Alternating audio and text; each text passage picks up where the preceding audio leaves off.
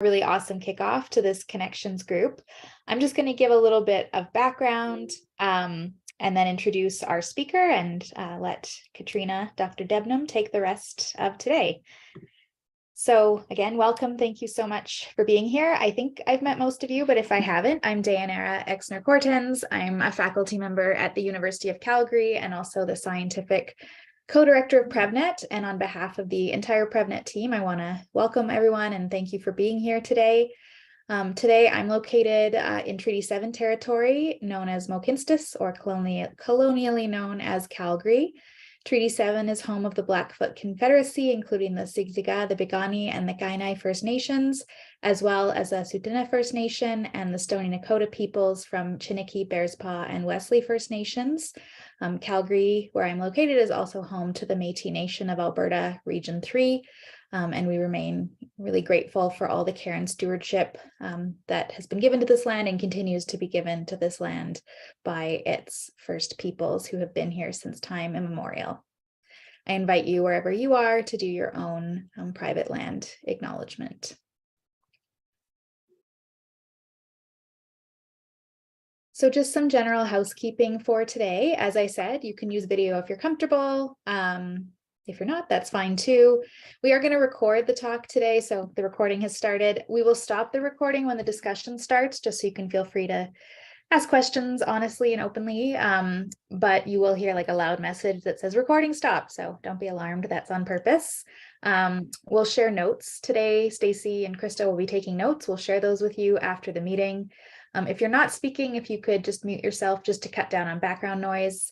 And a lot of the topics today, obviously there's great joy and resilience among Black folks in Canada and the US who've shown incredible survivance in the face of ongoing anti-Black racism. So, but we'll also be talking about some hard things too. So if you need to take care of yourself, get up, move around, eat, drink, stretch, please feel free to do that. Just because we have a lot to do today and not too much time, we're not going to do formal introductions, but please do introduce yourself in the chat box. Feel free to share your name, the land you're on if you want, pronouns if you're comfortable, and what project you're working with, how you're feeling today, whatever you want to share to introduce yourself. For today, I'll, like I say, give a bit of background, and then Katrina, who I will introduce, will be giving us a wonderful presentation, and then we'll have about half an hour for Q&A. And while Katrina is giving her presentation, if you have questions, please type them in the chat, and then I will moderate a discussion at the end of Katrina's presentation. So I just wanted to start by giving a bit of history to the Black diaspora in Canada. So the article that we read for today is a really awesome overview of history in the United States, or what is now known as the United States. And so I thought it would be helpful just to present some parallel information for Canada. So African peoples are part of the founding peoples of Canada. And I should say the information I'm presenting is from Dr. Michelle Johnson, a professor at York. Black people have been in Canada for centuries, and so has anti-Black racism. So anti-Black racism has existed since Black people have existed in Canada. The first recorded history of a Black person in Canada is Matthew da Costa, who was a translator between the Mi'kmaq people and French and Dutch colonists in the early 1600s. The first large migration of Black folks to Canada was in the 1600s to 1700s, where there was enslavement of Black Africans in what was then known as New France. Most of these folks worked as domestic servants in Montreal. And then after New France was conquered and became British North America, slavery continued until 1833 in Canada. So there were enslaved peoples in Nova Scotia, Cape Breton Island, Newfoundland, Lower Canada, now Quebec, and Upper Canada or Ontario. And slavery didn't end across Canada until 1833 with the Emancipation Act. You may have heard of this before. So post-American Revolution, Black loyalists or Black folks in the States who fought on the British side were told they could come to Canada, to Nova Scotia, to be free. However, they faced a lot of racism. They were not given the land they were promised. And so a lot of those Black loyalists left in 1792 for Sierra Leone. Similarly, in 1796, after the Second Maroon War, over 500 Jamaican Maroons are runaways from slavery, were exiled to Nova Scotia, and then most of those left by 1800 for Sierra Leone, also facing really harsh conditions. A little bit later in the 1800s, after the War of 1812, there was an influx of Black refugees to Nova Scotia and New Brunswick through the Underground Railroad. About 40 to 60,000 enslaved Africans came to areas in Southern Ontario. And in the 1850s, African Americans from California were encouraged to migrate to BC by the current governor of BC at that time, based on increased oppression they were facing in California. In the early 1900s, where I am, African Americans from Oklahoma were encouraged to migrate to Alberta and Saskatchewan, often to take up farm roles. And again, given very poor land, not given what they were promised, and facing a lot of anti-Black racism, the KKK in Canada at this time was the fastest growing national organization. And then from the early 1900s to 1967, there was an influx of Caribbean migrants, particularly working in domestic roles, first in Quebec and then in Anglophone Canada a bit later. In response to this influx, there was a change to the Immigration Act to be based on a point system. So post 1967, when the new Immigration Act was in place, there has since been an influx of highly qualified African immigrants, though particularly from North Africa and white South Africa, as well as continued immigration from Caribbean countries based on point system. So the point of all of this is to say, we had slavery in Canada for a long time. Black folks have faced anti-Black racism since they have been here. And so we also need to account for that in our violence prevention programming, but they have also contributed in major ways to the founding of what is now known as Canada and to building up our country. And that needs to also be acknowledged. So today in Canada, this is based on Census 2016 data. So Black folks overall make up about 3.5% of the population. They're the third largest visible minority group. About 40% are of Caribbean origin, and the other 60% are of African origin, kind of matching those immigration patterns that I talked about. All right, that's enough for me. So now I would like to introduce our speaker for today, but also the person who is going to lead us in the next 2 sessions that are part of this connections group. So we are super, super lucky to have Dr. Katrina Debnam, who is a dating violence superstar, researcher, expert, awesome human, prevention scientist. And yeah, we're just really lucky to get to learn from her. So Dr. Debnam is an associate professor at the University of Virginia, where she holds a joint faculty appointment in the School of Nursing and the School of Education and Human Development. Her research focuses on the numerous ecological influences on Black adolescents' development of healthy romantic relationships. Her work also focuses on how race and gender-based discrimination can shape how Black youth view themselves, causing them to internalize negative self-images, which may lead to risky sexual behavior and inadequate healthcare seeking behaviors. And while I was perusing her many, many accomplishments, I saw that just in October, she received NIH funding to explore Black girls' experiences in romantic relationships to prevent dating violence. So I learn a ton by reading her work. She's definitely someone I look up to, and I'm so glad that she agreed to be with us today to help us learn about Black youth and dating violence. So I'm going to now stop my slides and turn it over to Katrina. Thank you for the amazing introduction. I would say the admiration is mutual, and I was really honored to be invited to speak with you all and to share in the communities of practice and the groups that we're going to engage in this semester. So I'm really happy to be here with you all today. And let me make sure, can you see my slides? Awesome, great, great, great. All right, let me get myself situated. So today, I was saying before you all came on that I'm thinking of this, of our time together as just as kind of the beginning of a conversation about this topic. And so, I know that we have the time today I'm going to use to talk about some of the kind of facts and data that's out there around Black communities and intimate partner violence.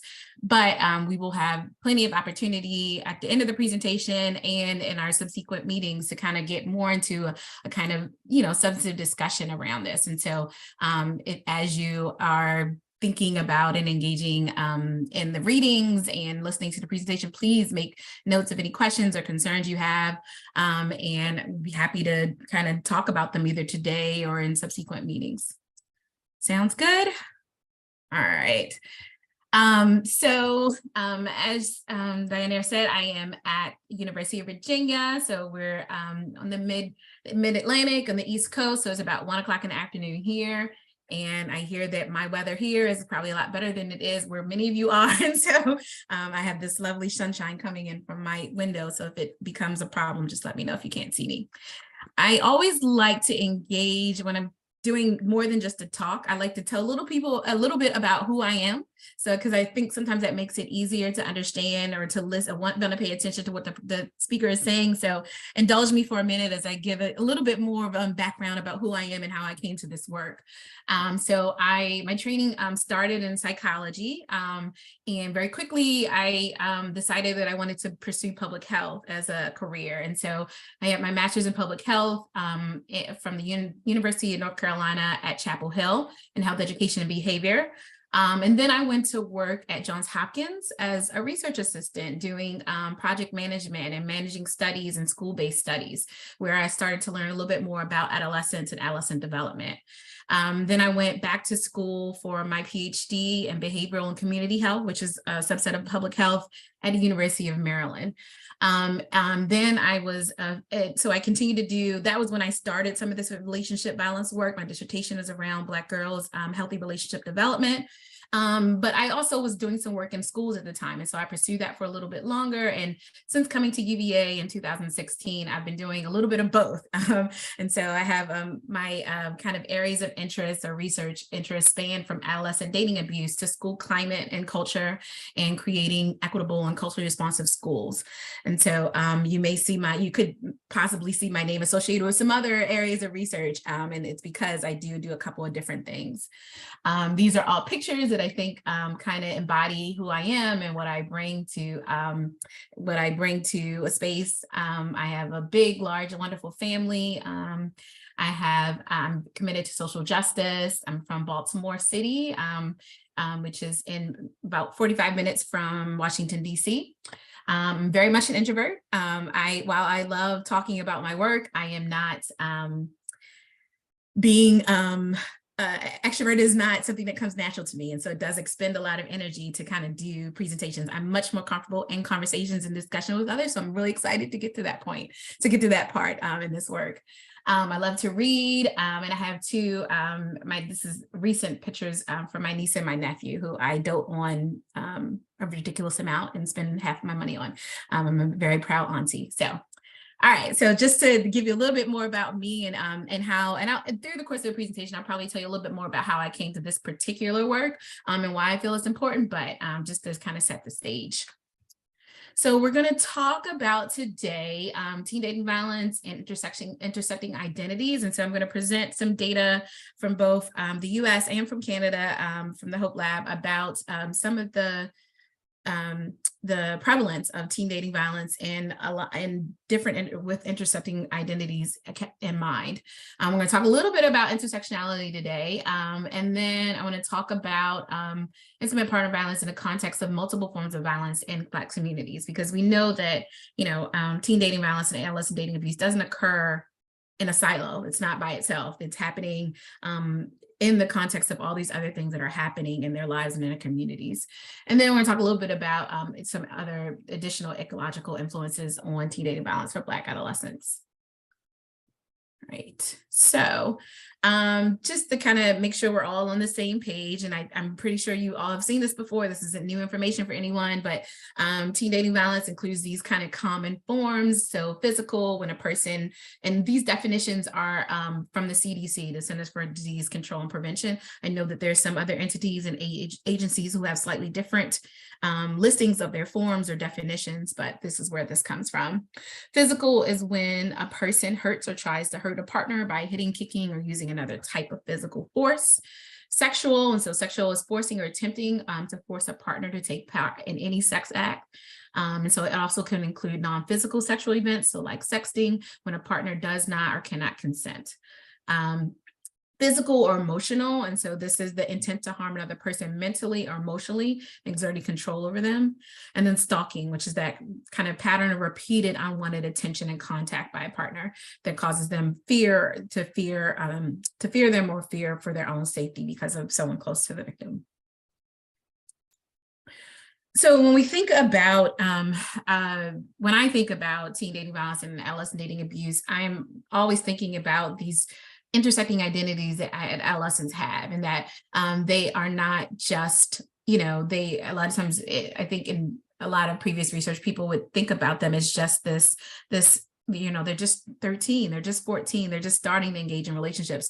And so that part of their age is a thing. Their age and their developmental context is one thing, but they also have these other things to contend with, which are, which include there's the sex or their gender identity, their race or ethnicity, their religion, and how their religion sees relationships and romantic relationships, and whether they have a disability, their culture, their community, their geography, their sexual orientation and sexual identity, how they see themselves, or how they're, and particularly for adolescents, how they are making sense of that at any given time. That may be changing over time, and they're maybe not sure about that. These things are particularly important as we think about marginalized populations. So those groups or communities that experience exclusion and discrimination because of unequal power relationships. And so Diana talked a little bit, and thank you for that brief on the history of Black folks in Canada. That really provided, I think, a lot of context for the kind of discrimination and racism and exclusion that people have experienced over time, and how that then, and how we need to think about some of the ways that then does play out in some of their current health outcomes. So the first chart I want to present is about teen dating violence prevalence. And this is prevalence. This is data from the Youth Risk Behavior Survey. And so it's a national survey that they do in the US every other year. And it's for adolescents, both in middle school and high school. I'm presenting data from the high school version.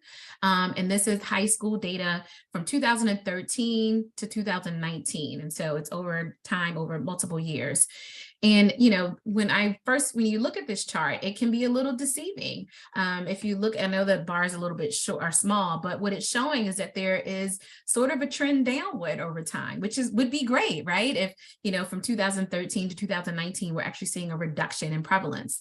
But when you disaggregate the data, a picture starts to emerge. And this is what I want to talk about a little bit more related to intersecting identities. And so when we look at it by race, we see that the rates for, and so this is again, the same high school, 2013 to 2019, but this is disaggregated by race, and the racial categories that they use here in the US. And so in this chart, you see that the rates for American Indian and Alaskan Natives are the highest. And so, in 2019, it was at 15.3%, which you wouldn't know or see if you were just looking at the numbers by sex in the previous slide. And so I think that's something to really just, even if you just look at that one identity, you can tell that there really are differences in how people are reporting the violence and the violence that they're experiencing from partners. And I should note that this is just physical dating violence. This doesn't include sexual or emotional or stalking. When you look a little bit even closer, we're thinking about race by sex. And so this these charts, I know you cannot see these. And so I know you can't see these little bars, but I will explain to you what you're seeing. That, there are differences in prevalence by, of course, by female male students, but we see interesting rates for Asian males. We're seeing a higher prevalence in experienced physical dating violence for Asian males as compared to Asian females in 2019. Why? We don't, I don't know. There's not, while we are collecting this data, I feel very rarely do I talk to people who are starting to think about what are some of the differences that they're seeing across these different groups and these different identities that would cause their rates of experienced physical dating violence to go up. We also see, of course, traditionally, we do see it here, is higher prevalence for Black, Hispanic, white, and multiple race women when compared to males. And so we do see that a lot. That's not uncommon, but the rate for males being higher is something that I didn't anticipate and wouldn't expect. And so something I think someone or some people it would be really interesting to find out more about. And we wouldn't know if we hadn't disaggregated the data.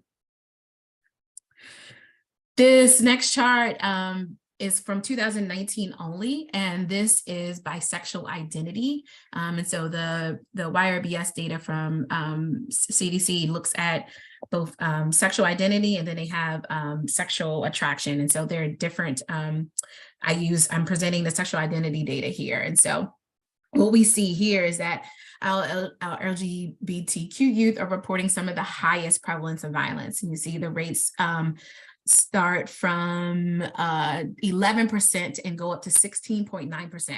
Now, all of those rates are higher than what we saw in the very first slide when I presented just the rates by sex. And we would have never known this if people weren't looking. And I have to say that the sexual identity was only recently added to this survey. I think they started collecting this data in 2000 and it's either 2015 or 2017, but it wasn't so long ago. And so I think these are the highest category for sexual identity is for those students who are reporting not sure about their sexual identity. They, these are youth who aren't sure about their sexual identity, or maybe they feel unsafe reporting, don't really know which is the answer there, but we know that they're reporting the highest rates of physical dating violence. And so that, these kind of intersecting identities are something to pay attention to. And so with that in mind, I wanted to kind of look at, I was curious to see how this for our LGBTQ or sexual identity, how that looked across race. And so unfortunately for the NA, this is, the chart was way too many little bars for you to show you. So I put it in this, so it's in this table form. Now, unfortunately, the NA that you see means that there were less than 30 respondents, so less than 30 people in that subgroup to respond, which is surprising in itself. But for the groups that had enough participants, we see for Black and African American that their rate in not sure category was 13.9%, and for Hispanic or Latino, it was 20%. So quite high when you think about the kind of overall rate of experiencing physical dating violence prevalence that we talked about from the beginning. So lots of different data to dig into and to understand when you start to break it down by these different intersecting identities that people have. Able to get a little bit of data from Canada to present. And so this is the prevalence of adolescent dating violence by type. This is data from 2017, 2018. So you may have seen this before, but it looks, so the data is presented for physical, psychological, and cyber of victimization for boys, girls, and then non-binary. And clearly you can see that the rates of both of psychological is much higher for those who are reporting non-binary identity. And for cyber, 33% compared to boys and girls. And so something when we start to think about that, what are ways that we can address or target prevention efforts for these groups? Same thing for violence victimization by race and ethnicity. We see racialized use. So this is racialized use here means non-white, multiracial, or indigenous are more likely to experience victimization. And then perpetration, we see racialized youth are more likely to use violence in their partnerships. And so, there is not just victimization, but also this idea of perpetration. Sadly, we don't nationally collect perpetration data in the US. And so I can't present the same data, but I think it's great that, that you have this data and can look at that and look at national trends related to that. And then I have a chart for victimization by race and immigration status. And so, this is the immigrants in these data are much more likely to be racialized. And 81.3% of the immigrants are non-white in these data versus the 18.7% who are white. And so there's the racialized immigrants who experience, non-immigrants who experience the dating violence victimization would be expected to change. And so we I'm reading from the slide, we would have expected it to be lower, but it's not. And so these are just some things to think about. I think I have one or two more just to kind of give you an idea of where they are. So this is perpetration by race and race and immigration status. So there are significantly more racialized immigrants who perpetrate dating violence than would be expected, and also more for white immigrants. But the perpetration rates, I think, are ones that are hard to understand because we don't always understand whether or not, we don't always know. And Diana can probably tell us whether or not, whether some of this is mutual violence is experiencing, that someone's perpetrating and someone is fighting back. But I think there's something interesting to be said for immigration status that we haven't considered in the US yet about how that plays into the rates of dating violence. I have one more slide that looks at intersecting identities for Black American students. And so I pulled in, because this is my particular area of emerging expertise, I wanted to look at the rates for dating violence and different forms of dating violence for Black American students. And so again, the highest rates are for physical dating violence are actually for same-sex only partners. So so this is for both males and females. If your partner is the same sex as you, that you're reporting experiencing the highest rates of physical dating violence each year, or in 2019. For sexual dating violence, we see the highest rate for gay, lesbian, or bisexual Black males or females. And then for experiencing sexual violence by anyone, we're seeing that. And so that when they say it that way, that means that it may not have happened in the context of a relationship. And so this is experiencing sexual violence by anyone. It may not be a partner. Those highest rates are still among the sexual gay, lesbian, or bisexual identifying Black males and females. And so another area that needs additional attention and research is trying to understand and prevent violence and dating violence in these particular groups. And so when we think about intersecting identities and intersectionality, I think of this, honestly, intersectionality is a little bit different from intersecting identities. But when I talk about intersectionality, I'm talking about the way that it was coined by Kimberly Crenshaw. And so describing these intersecting systems of oppression and discrimination experienced by Black women. And so thinking about the racism, sexism, and classism that experienced by Black women. Now, I know that intersectionality as a theory is now is thought of to include systems of oppression and discrimination experienced by all types of marginalized groups. And so I think there is definitely a place for using that term and to talk about this. But generally, when I say it, I'm talking about specifically about Black women and Black marginalized groups. And I think that's important to say here because I think everyone uses it a little bit differently, and trying to make that kind of setting the stage for a discussion around this is something that I want to make sure I do a good job in doing. All right. So thinking about the ecological kind of context relationships. And so many of you may or may not be familiar with kind of the ecological systems or Bronfenbrenner or social ecology model. So all of they have different names in different fields, but they tend to think about the kind of the context of experiences in the same way, that starts at this kind of societal and public policy level where things are affecting individuals. Then you have this kind of community or neighborhood kind of focus level of influence where these spaces are then influencing individuals. Then we have organization, and that could be schools or workplaces, and maybe their policies or procedures or laws that are influencing individuals. And then interpersonal, which is the one we probably spend the most time talking about, is these family, friends, or social networks, and how they influence individual behaviors. And then, of course, individuals' knowledge, attitudes, skills, and beliefs that are influencing them. In preparation for today, I think you received a link or information about this one particular article written by Carolyn West. And so in this article, she talked about, and this isn't her first publication, but it's her most recent one, thinking about research on intimate partner violence in Black communities.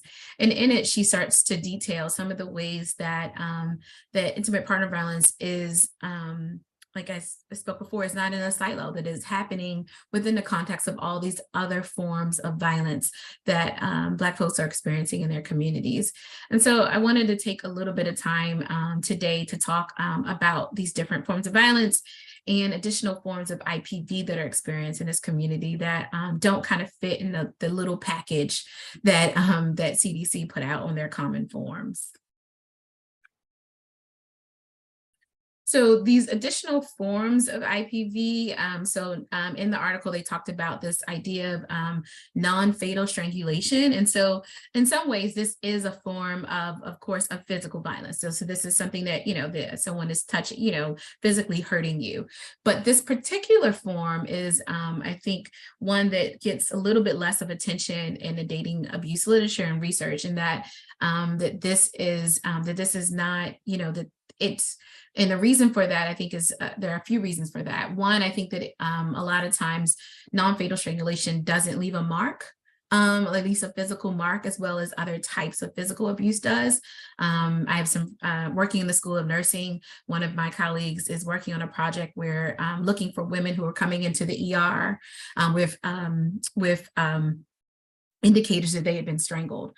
And the major problem that we have is that a lot of times it's not very clear, and you can't you can't always see the marks that would be there. Sometimes you can, but sometimes the marks are under the skin, and so that they are not nurses aren't able to kind of know right off the bat that this is happening to a patient.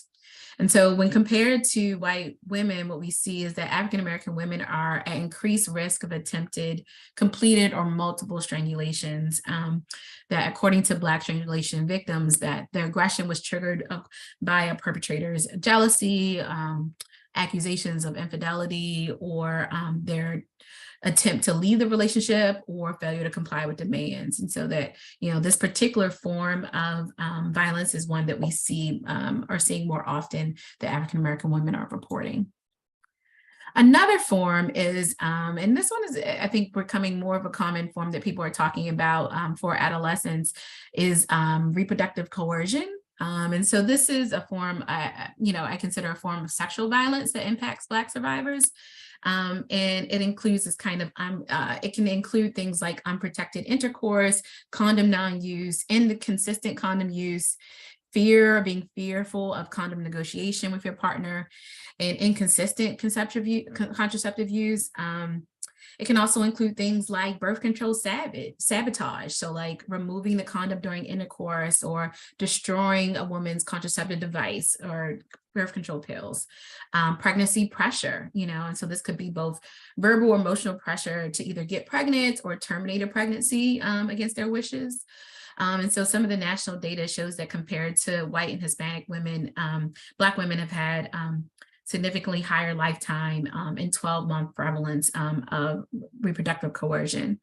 There is some evidence even emerging that, among adolescent parenting couples, that reproductive coercion victimization is not uncommon among adolescent fathers, suggesting that there may be, that sometimes this contributes to missed time parenthood for both young women and young men, and something that that we need to be paying attention to a little bit more. So it's, it can be kind of sexual violence, but it's one that I don't think is captured in a real way in the national data that we're collecting yet anyway. And then finally, domestic homicide. And so this one is also known as femicide. This is when Black women are overrepresented among victims of feminicide. And so in 2018, Black women were murdered by males at a rate of nearly 3 times as higher than that of their white counterparts. Among Black women who have been murdered by known offenders, 61% were by current or former common law spouses. And so compared to white and Hispanic women, intimate partner violence homicide rate among pregnant women is 3-fold higher. So we know that pregnancy is a particularly dangerous time for women who are experiencing experiencing intimate partner violence. And femicide is one of that's what I wanted to say before I move on. Femicide is one of the reasons why I got into this work. Unfortunately, I did have a couple of friends who experienced this by a former partner, and it made me interested and kind of compelled me to start thinking about what are the ways that we weren't paying attention to this or could have done something to prevent it. And so it kind of led me down this path of thinking about relationships and relationship health. So in addition to those forms of violence that are pretty prevalent in Black communities and with Black women, they are also exposed to these different multiple forms of violence. And so this is from Carolyn West's kind of graphic of the circle, the things around the circle that she indicated, where IPV was in the middle. And so when we think about, these historical trauma and violence historical trauma and cultural violence that Black folks have experienced in their communities. And so we talk about the kind of traumatic effects of slavery that may continue to manifest within African-American families in the form of interpersonal violence. And so, racial discrimination experienced in the current day, characterization of women, so archetypes attributed to women based on stereotypes that began during slavery and Jim Crow. And so some of those things like being hypersexual and calling them Jezebels, being verbally aggressive and calling them sapphires, or being resilient in the face of all types of trauma, calling named strong Black woman archetype. There's also structural violence, and so high rates of homelessness, unemployment, poverty, and financial insecurity. These things all increase the probability that survivors will return to their abusive partners. One of the biggest indicators for whether a survivor will return to their partner is their financial insecurity, not being able to take care of them or their children. And so we see this as a type of structural violence that is experienced in Black communities that is more prevalent than it is in other communities. So it's another kind of form of classism that happens. Institutional violence, and so discrimination that is experienced through institutions that are supposed to be a help or resource.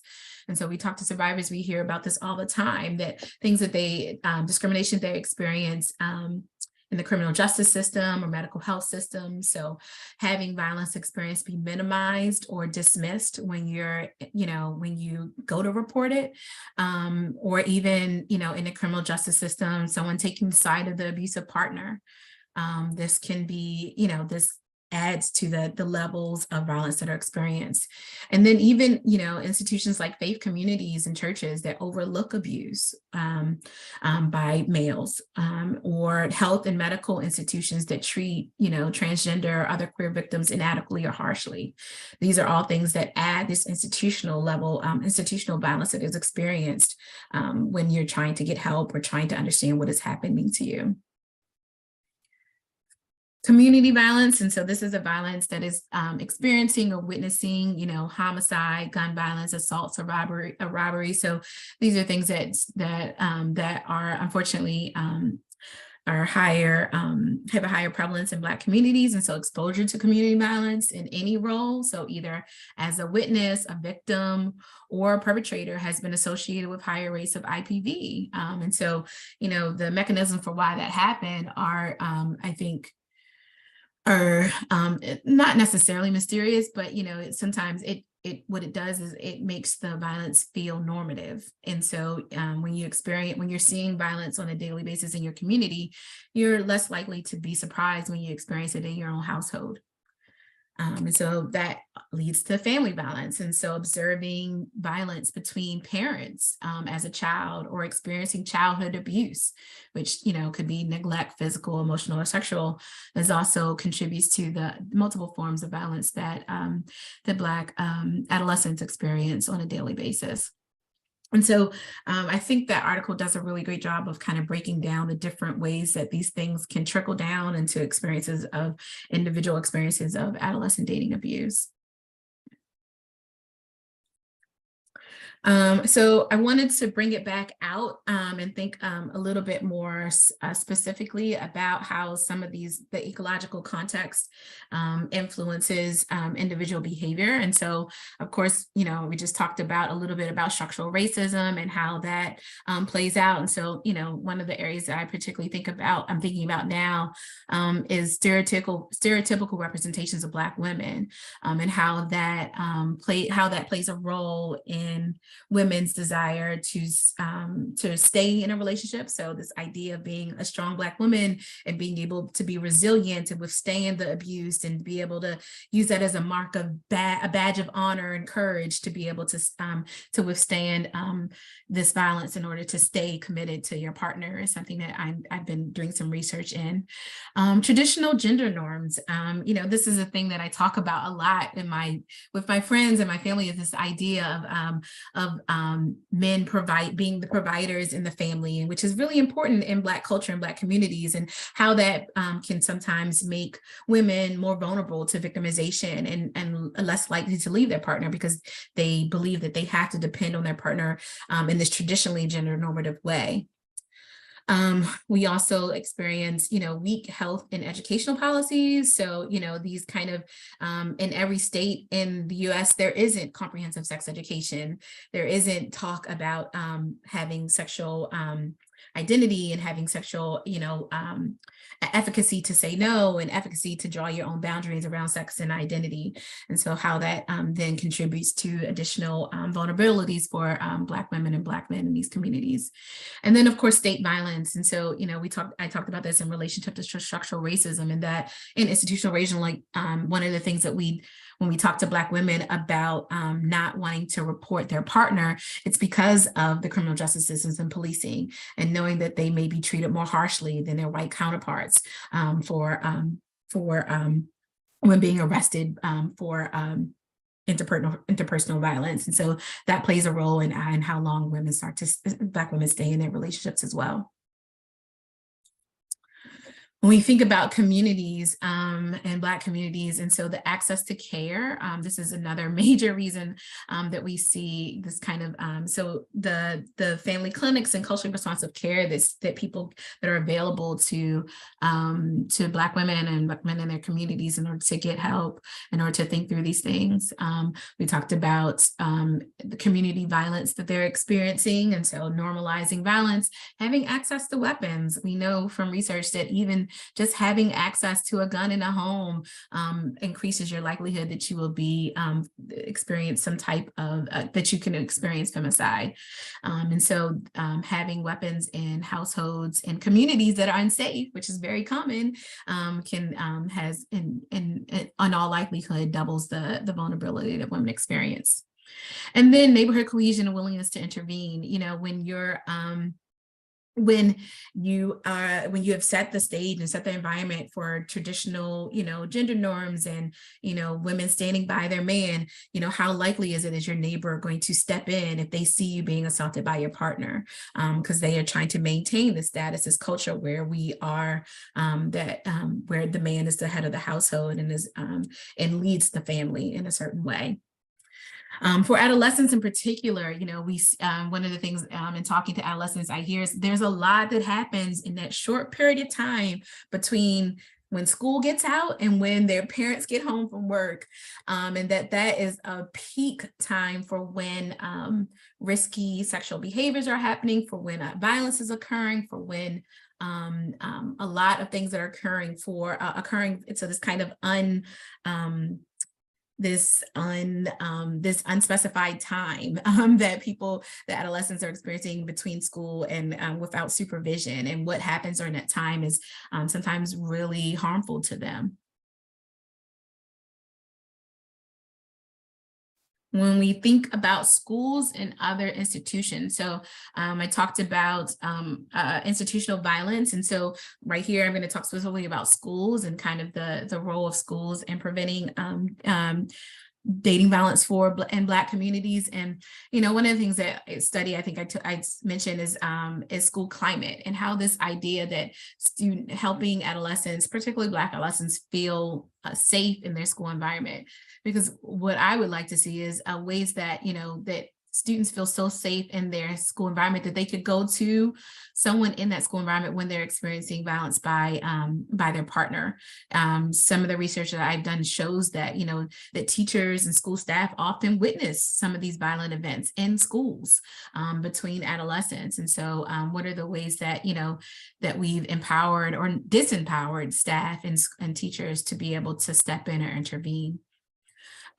These in these existing kind of dating violence prevention programs that exist. So Dating Matters and Shifting Boundaries and 4R and Safe Dates are a lot of them are really great, and they provide a lot of good content, but most of them weren't necessarily developed with all of those other things that I've talked about that are important to Black communities in mind, that they were developed in more of an overall kind of comprehensive way that they could be delivered anywhere. And so sometimes that leaves out some of the nuances that exist in, in urban or Black communities and Black schools. And so this adds to these feelings of not feeling comfortable or not feeling safe enough to be able to disclose or get help in these by this particular institution.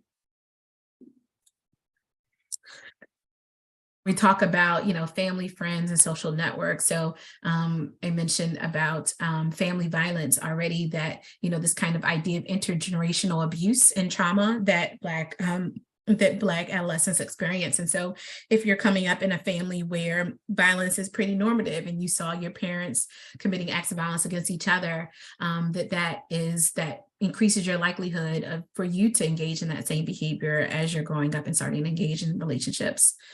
They also learn relationship norms that way. You learn, that, how you respond to conflict maybe could be, may not have the healthiest responses to conflict, whatever that, that could be in a violent way, or could be, some other kind of verbal or emotional abusive way. And then, there is some data that is emerging about incarceration of household members is particularly harmful for Black adolescent and romantic relationship development. And so I think that's a lot of it is having this not being able to have a healthy model for what a relationship looks like at home. And so if a partner is not there and they're incarcerated, how does that change the dynamics between their parents or between the partners for an adolescent to be able to see and make sense of, and to be able to model their own behavior off of. And then finally, individuals. So, there for a long time, all people reported was race or an ethnicity, age, and income, and thinking about the reasons why, as a reason for why we're seeing higher rates for Black in Black communities and for Black girls and Black boys.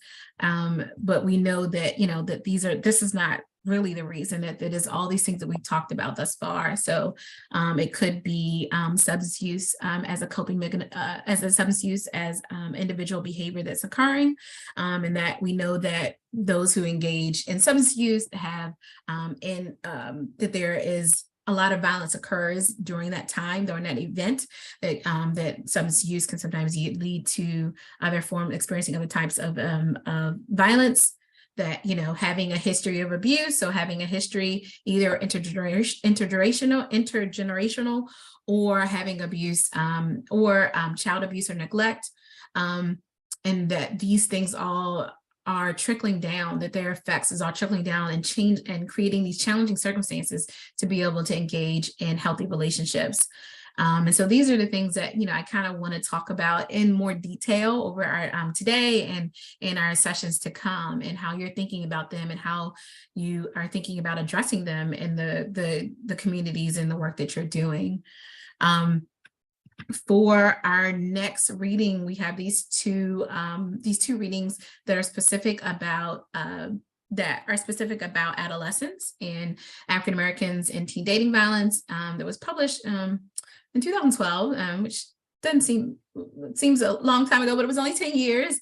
And then this other article by Gillum, How Do I Be My Sister? And so this is another way of thinking. Both of them talk about how African American teens view their dating violence and view their relationships, and how we can do better in our thinking around prevention for them. And I am going to stop there. I feel like I talked really fast, and I hope everyone was able to hear everything I had to say, but I'm happy to answer any questions that you may have.